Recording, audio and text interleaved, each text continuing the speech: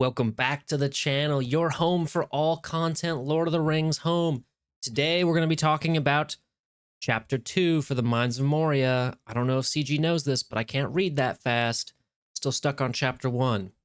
That's a little joke about me not being able to read. Anyway, let me read this.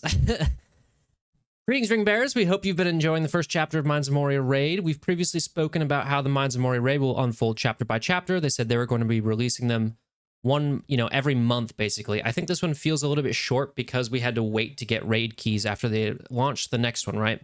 So this second chapter is coming at the end of this month, at the end of August here. Not really. It's kind of coming in the middle of August. It's coming in a week and a half. So I would say that is probably next Wednesday-ish, sometime around then. So you might be able to get in one raid, or you'll be able to time it so that you're going to get your raid is going to be, able to access Chapter 2. And just so everybody's clear, to get to Chapter 2, you start the raid, and then you have to get 17 million points on Chapter 1 of the raid in that first 24 hours. Then I assume it does some sort of check. And then once it realizes you've done 17 million points, then Chapter 2 unlocks, and you've got 24 hours in Chapter 2. If you have a full guild of 36 people, it's about 500,000 points per person to get into that Chapter 2 range. It also importantly means that box 2, where you start to get Gandalf shards, I know it's just one, but where you start to get Gandalf shards now requires about 1 million per person per chapter. So it kind of lowers that requirement. So you go from 2 million on just Chapter 1 to 1 million Chapter 1, 1 million Chapter 2. I think that makes sense. But basically, as we predicted, Chapter 2 is going to be all about the cave troll. Predictions may be a strong word. They kind of, hinted at it quite a bit. The Moria cave troll is a massive creature who's able to resist damage and banes. With his thick, stony skin, in battle he gains momentum, a unique boon that makes him faster and empowers his attacks by using his abilities counterattacking and blocking incoming attacks. To defeat this cave troll, you will need to control this momentum by landing critical hits, bringing dispels, and inflicting specific banes like Disrupted. That way he can't get the momentum boon. I think this is interesting. I think he's probably going to stack a lot of defensive, which essentially lowers incoming damage by 30%, as opposed to crits, which increase damage by 30%, right? So you're going to be needing to land those critical hits, and Disrupted means he can't gain that. But also, unsurprisingly, one of the best ways to control this momentum boon is by using Black Serpent's poison, right? He's got Black Serpent's poison on him, and then he tries to get a momentum boon, and it basically turns into poison. So the way the Haradrim work, right, is when all of their passive abilities are shared, everybody gets the opportunity to, if they crit, they can try and land Black Serpent's poison. There's a resistance check there, but if it passes the resistance check and lands, the next time they gain a boon, they automatically get poison. So there's no resistance check when the Black Serpent poison blocks the boon and gets a poison. So you're going to hopefully be stacking a lot of poisons on him and eventually just kind of ticking away his health. They sold the Haradrim, or they started to sell the Haradrim as a really good Chapter 2 raid team. This seems to be the case. They specifically call out the Haradrim in the post here. As a reminder for the Mines of Moria raid, you bring a teammate of any selection of characters you'd like into battle. I think this has been still confusing a lot of people just because of the way they lay out the screen. Any characters, no restrictions for all chapters of this particular raid. And one other thing I want to mention is that any characters used in Chapter 1, you will definitely be able to use again in Chapter 2, but at one time per chapter. So you can use your Rohan team in Chapter 1 and then your Rohan team in Chapter 2. What I think is interesting here is I want to talk about a few characters that I think are going to do really well in Chapter 2 and a few teams. Critical hits are important. And we got some clarification from CG Heem. And she says multiple crits from multi-hit attacks are effective against the cave troll. So Chapter 1, assists are important. Chapter 2, multi-hit attacks, especially ones that crit, are going to be really important as well. Which means that my boy Lomian is making a return. He's actually finally going to be useful, and it's simply because of this skill right here. Attack the target enemy 5 times for 75% damage per hit, but this attack is plus 10% crit chance per boon on self. And as we know, the Rivendell elves have a lot of boons that they stack up. Elrond is able to keep those boons going with his passive.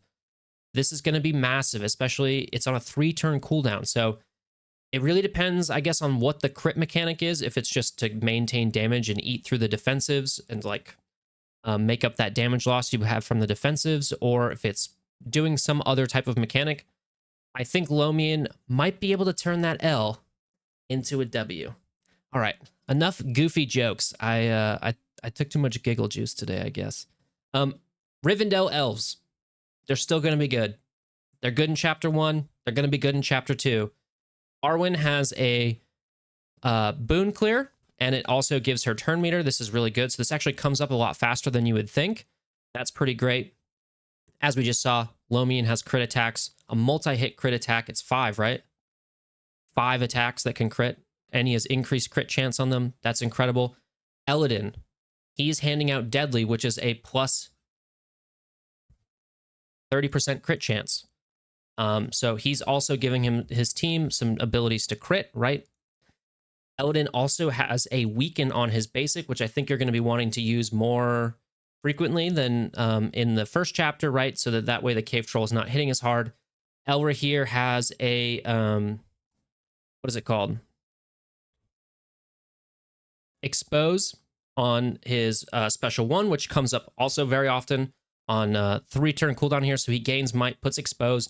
Armor's reduced by 50%, plus his special 2 specifically eats through armor. And I think armor is probably going to be a big deal with the cave troll. They specifically mention his hide is tough and whatnot in the post. I think he's going to have a lot of armor. So armor-based attacks, ones that eat through armor, are going to be pretty important. So Rivendell elves, obviously very good. RTR still might be pretty good. I think it's going to come down to having a sort of maxed out Pippin and having a very good Strider. Pippin can dispel boons on his basic when his passive is maxed out. That's a pretty fast team. I think they crit pretty often. Again, I don't play them personally, but just from what I know about them, plus Strider is a crit machine, right? So I think that will be helpful. Multi-hit attack as well with Strider and some of these people. It'll be interesting to see if you can blind the cave troll. My guess is he's resistant to certain types of debuffs, but we'll see. One interesting choice. Let's talk about the teams that we think other people, the common teams everybody's going to be using. Rohan and Isengard. I think Isengard is going to be better in chapter 2 than they are in chapter 1, especially with Morja. The post specifically calls out disrupted, right? Morja has disrupted on his special 1, so it's going to prevent the cave troll from getting those extra momentum boons. But Bolg also has disrupted, and Bolg's leadership ability, right, gives advantage. And advantage is a guaranteed crit on the next attack. So I'm thinking if you have Bolg in there, in your, if you already have Bolg upgraded, you might want to consider putting him in your Isengard squad and taking Ironhide out. And the reason I'm saying that, I'll explain a little bit later, but, Azak has some good offensive capabilities. He can also apply expose like Elra here and reduce armor. That's really good. You're going to want your healer in there. Obviously, Mauher's a crit machine and Ugluk is great. So either having Bolg in there as a leader or having Bolg in as a 5th, I think is going to be something I'm going to play with. He's just got a lot of control, and I think he's going to do really good against this single target sort of boss that he's got going on, right? That's one option. The reason I think you should take out Ironhide from the Isengard squad here is because Rohan doesn't have any buff dispels. So we were talking about this earlier in my Discord. This idea came from Celtic Owl, and they basically suggested that, okay, well, you take Ironhide out, you build out either a full Eisen squad or you put Bolg in there somewhere, and now you have Ironhide to be a buff dispeller on your Rohan team, because Rohan is pretty good, right? Aemir, still good. He has a multi-hit attack, and obviously Eowyn's leadership ability gives you crit chance. So let me look. It goes up to 45% crit chance, right? 45% crit chance, that's massive on top of your base 10% crit chance. So you're going to be critting half the time. That's huge. She has the ability to clear, cleanse and whatnot, and of course give might. And so I think that's going to help make up that extra damage. Eothane also has the ability to apply expose on his basic. So I think there are parts of this team there for the Rohan squad and they just need somebody who's good at dispelling debuffs. And I guess that seems like it might be Ironhide because everybody has Ironhide. Again, he's slow and his buff dispel doesn't come up that often, but it's better than nothing, I think. So that could be an interesting little play there that I've been thinking about as well. And then, of course, I'm going to start mentioning them every video now. The boys, Feely and Keely. I think they're also going to be really good in Chapter 2. I think they're good in Chapter 1 because of this assist mechanic on Keely's basic. But on Chapter 2, I think they're going to be good too. On his special 1, on Keely's special 1, he dispels 2 boons. That's massive. And then his special 2 stacks bleeds based on how many boons the target has. Plus, he's got additional crit chance and crit damage from his passive. I think this is going to be really good against the Cave Troll. And then, of course, you can't leave out Keely without including Feely. So just outside of even just having the survivability that Feely provides, he also has some really unique kit tools to deal with a Cave Troll, specifically a special 1. 3-turn cooldown, mind you, right? And it puts Expose, reducing armor like we talked about, and this is when you've got it maxed out, but it also puts Weaken on there, which reduces the damage by 50%. Again, I think that's going to be pretty massive. The Cave Troll is most likely going to have some pretty strong AoE attacks. That's me projecting what I think a big boss is going to do in terms of attacks, but being able to reduce his damage output and then also effectively reduce the damage of his momentum boon by putting that Weaken on there is going to be pretty critical. And then, yeah, he's got just this special 2 here. So those are just some teams and some characters I'm thinking about. Obviously, the Haradrim are going to be very good. I'm personally going to get Bekaloo up pretty high anyway, because I think I might slot her in for somebody on my Isengard team for Chapter 1 specifically, because she has that cleanse. So I'm just curious about doing some stuff like that. We're kind of getting to a point in the game where I feel like I have enough resources to bring up some characters and would do a little bit more theory crafting. We're not quite there yet, but that's where I'm starting. We're on the edge of it. I can feel it. Anyway, let me know what you think might work the best. What kind of weird compositions you think are going to work the best in Chapter 2 of the raid. I'm excited to get in there. And of course, I'm going to live stream it.